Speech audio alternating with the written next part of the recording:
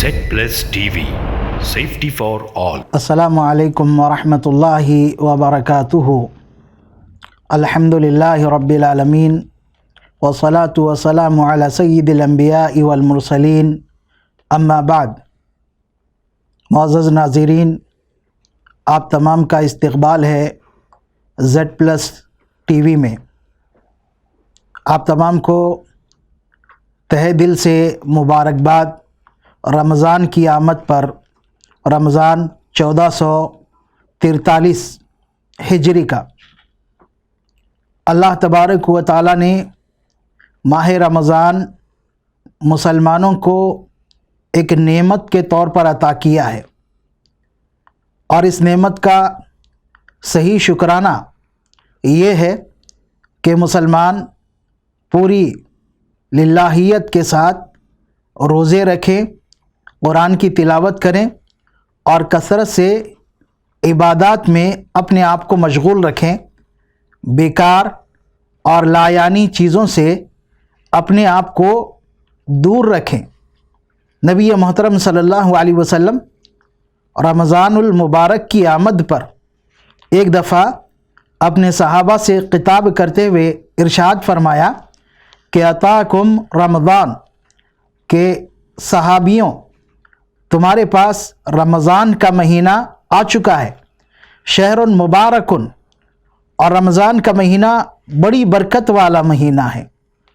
تفتح فیہ ابواب الجنہ، اس میں جنت کے دروازے کھول دیے جاتے ہیں. وتغلق فیہ ابواب النار، اور جہنم کے دروازے بند کر دیے جاتے ہیں. اور ساتھ ہی ساتھ نبی اکرم صلی اللہ علیہ وسلم نے فرمایا وَتُغَلُّ فِيهِ مَرَدَةُ الشَّيَاطِينِ، سرکش شیاطین کو اللہ تبارک و تعالی اس ماہ مبارک میں جکڑ دیتا ہے. اس کے بعد نبی اکرم صلی اللہ علیہ وسلم نے فرمایا لِلَّهِ فِيهِ لَيْلَةٌ خَيْرٌ مِّنْ أَلْفِ شَهْرٍ، اللہ نے اس ماہ میں ایک رات رکھی ہے جو 1000 مہینوں سے بہتر ہے. جو اس کے خیر سے محروم ہو گیا، حقیقت میں وہ محروم کہلائے گا، حقیقت میں وہی محروم ہے. اللہ تبارک و تعالیٰ کی اس نعمت کا شکرانہ ادا کرنے کے لیے Z+TV کی جانب سے ایک نیا سلسلہ شروع کیا جا رہا ہے محفل ایمان کے نام سے. محفل ایمان میں انشاءاللہ تبارک و تعالیٰ قرآن مجید کی ان آیتوں کا ذکر کیا جائے گا جس میں اللہ تبارک و تعالیٰ نے مومنوں سے یا ایھا الذین آمنوا کہہ کر خطاب کیا. قرآن مجید اللہ تبارک و تعالیٰ کی عظیم الشان اور آخری کتاب ہے جو محمد اکرم صلی اللہ علیہ وسلم کو عطا کی گئی. قرآن مجید نبی اکرم صلی اللہ علیہ وسلم کا معجزہ ہے. قرآن مجید کو اللہ تبارک و تعالیٰ نے انسانیت کے لیے ہدایت بنایا ہے. قرآن مجید کو اللہ تبارک و تعالیٰ نے خاص طور پر مومنوں اور متقیوں کے لیے ہدایت کا ذریعہ قرار دیا ہے. اس میں دنیا کے مسائل کا حل موجود ہے، دین کے مسائل کا حل موجود ہے. ایک انسان کی آخرت کی زندگی کامیاب کیسے ہوگی اس کا بھی اس میں ذکر موجود ہے. قرآن مجید میں اللہ تبارک و تعالیٰ نے کئی طرح سے خطاب کیا. کہیں پر اللہ رب العالمین نے سارے انسانوں کو خطاب کیا یا ایھا الناس کے نام سے، اور کہیں پر اللہ تبارک و تعالی نے آدم علیہ السلام کی اولاد کو خطاب کیا یا بنی آدم کہہ کر. کہیں اللہ رب العالمین نے نبی اکرم صلی اللہ علیہ وسلم کے ذریعے سے خطاب کیا یا ایھا النبی کہہ کر. کہیں اللہ تبارک و تعالی نے بنی اسرائیل کو خطاب کیا. اللہ تبارک و تعالیٰ نے وہیں پر یا ایھا الذین آمنوا کہہ کر مومنوں سے خطاب کیا. یا ایھا الذین آمنوا، حذیفہ بن یمان رضی اللہ عنہ، عبداللہ بن مسعود رضی اللہ تعالیٰ عنہ اس کے تعلق سے فرماتے ہیں کہ جب تم سنو اللہ تبارک و تعالیٰ فرما رہا ہو یا ایھا الذین آمنوا، تو اپنے کان دھر لو، اپنے کان کو بالکل اس چیز کی طرف لگا دو. کیوں کہ کوئی خیر ہے جس کا حکم دیا جا رہا ہے یا کوئی شر ہے جس سے روکا جا رہا ہے۔ قرآن عظیم الشان میں اللہ تبارک و تعالیٰ نے 88 مقامات پر یا ایھا الذین آمنوا کہہ کر مومنوں سے خطاب کیا ہے، اور ایک مقام پر ایھا المؤمنون کے نام سے مومنوں سے خطاب کیا ہے۔ تو انشاءاللہ اس سلسلے میں قرآن مجید کی انہی آیات کا ذکر کیا جائے گا جس میں اللہ تبارک و تعالیٰ نے یا ایھا الذین آمنوا کہہ کر مومنوں سے خطاب کیا ہے۔ تو سب سے پہلی آیت یا ایھا الذین آمنوا کا ذکر آیا ہو وہ ہے سورہ بقرہ کی آیت نمبر 104۔ اللہ تبارک و تعالیٰ کا فرمان ہے کہ یا ایھا الذین آمنوا لا تقولوا راعینا وقولوا انظرنا واسمعوا وللکافرین عذاب علیم۔ سورہ بقرہ آیت نمبر 4۔ اس میں اللہ تبارک و تعالیٰ مومنوں کو ہدایت دے رہا ہے کہ اے ایمان والوں، تم راعینا مت کہو بلکہ انظرنا کہو، اور سنو جو تمہیں حکم دیا جا رہا ہے، یقیناً کافروں کے لیے دردناک عذاب ہے۔ اللہ تبارک و تعالیٰ نے اس آیت میں راعینا کہنے سے منع کیا۔ یہ راعینا کا مطلب کیا ہے؟ راعینا یہ عربی کا لفظ ہے جو رعایت سے بنا ہے۔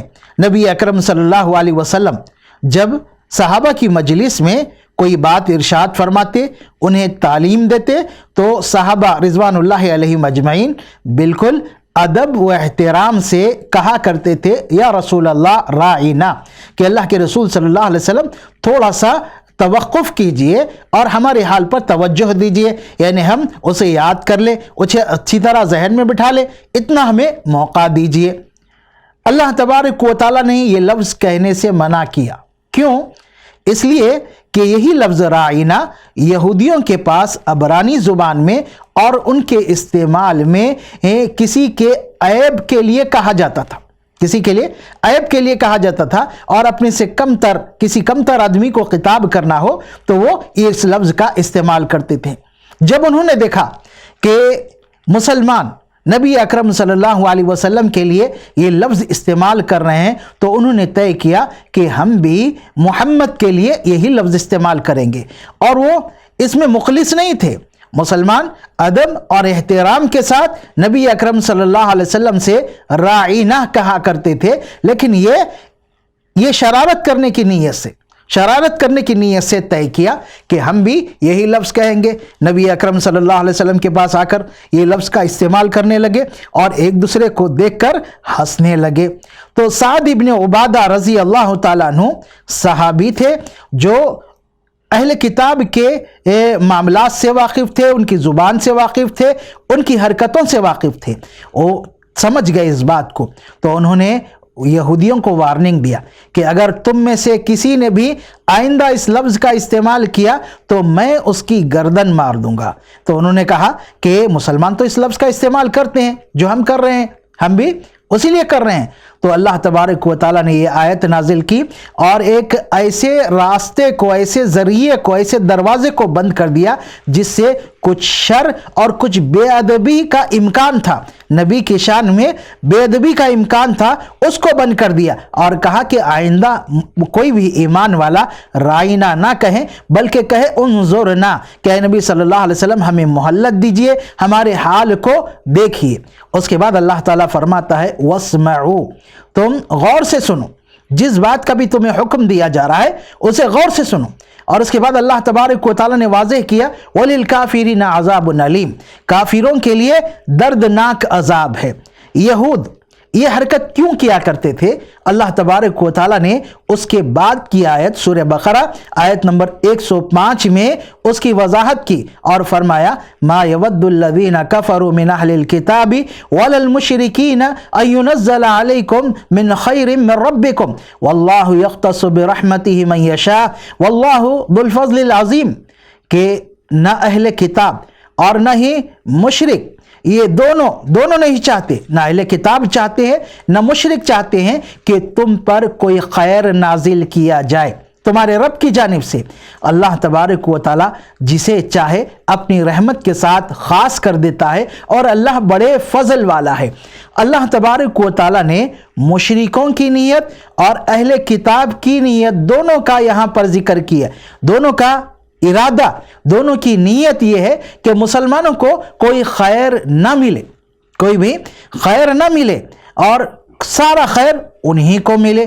تو اللہ تبارک و تعالیٰ نے یہاں پر مشرکوں کو اور اہل کتاب کو دونوں کو اکٹھا کر دیا، دونوں کو اکٹھا کر دیا اور اکٹھا ذکر کیا، گویا اہل کتاب بھی مشرکین کی طرح ہی ہے عقیدے کے معاملے میں، جس طرح ان کے عقیدے میں شرک، اسی طرح ان کے عقیدے میں بھی شرک۔ مشرکین کا عقیدہ خراب تھا، ویسے ہی اہل کتاب کا بھی عقیدہ خراب تھا۔ وہ عیسیٰ علیہ السلام کو اللہ کا بیٹا اور پھر یہودی عزیر علیہ السلام کو اللہ کا بیٹا مانتے تھے، یہ بھی مشرک ہوئے۔ اس لیے اللہ تبارک و تعالیٰ نے دونوں کو جمع کر دیا اور ایک بات واضح کر دی کہ یہ دونوں بھی مسلمانوں کے ہمدرد اور خیر خواہ نہیں ہو سکتے ہیں۔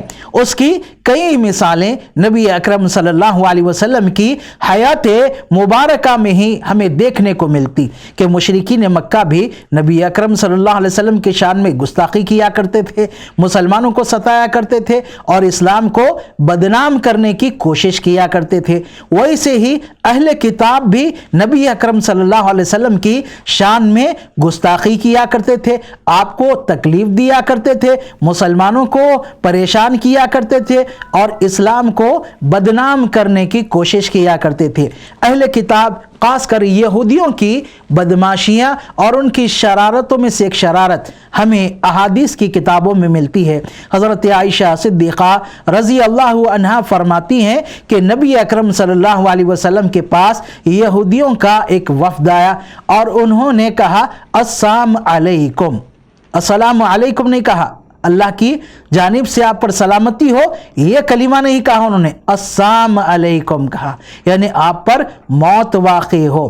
حضرت عائشہ رضی اللہ عنہا نے غصے میں آ کر ان سے جواب میں کہا وعلیکم السلام ولعنتہ، تم پر بھی موت واقع ہو اور اللہ کی لعنت واقع ہو۔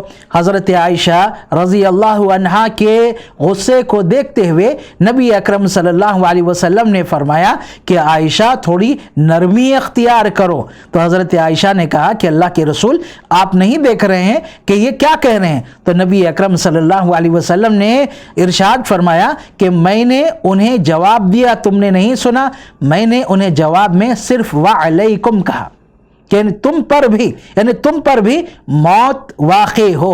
کوئی غیر مسلم اگر السلام علیکم آپ کو کہہ رہا ہے تو جواب میں آپ وعلیکم کہیں گے۔